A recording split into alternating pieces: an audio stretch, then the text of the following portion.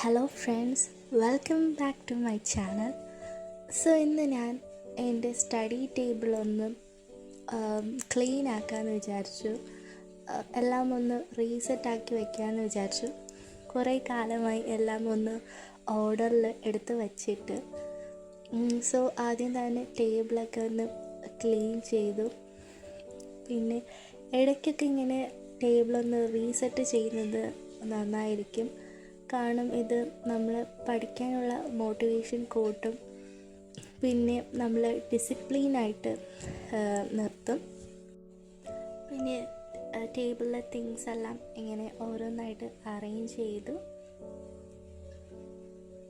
ടേബിളൊക്കെ ഇങ്ങനെ ഒന്ന് വൃത്തിയാക്കി ക്ലീനാക്കി ഇങ്ങനെ വയ്ക്കുമ്പോൾ പഠിക്കാനായിട്ട് നല്ലൊരു ആംബിയൻസും അറ്റ്മോസ്ഫിയറും ആയിരിക്കും കിട്ടുന്നത്.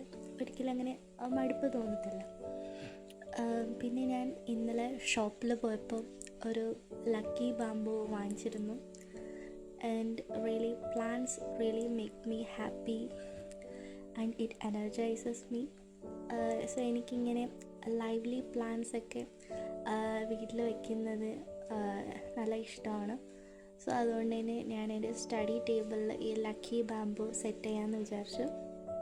And it gives us A positive vibe.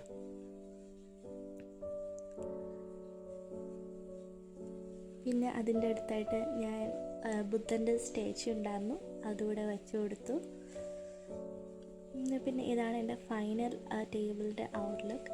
And please subscribe my channel and thank U.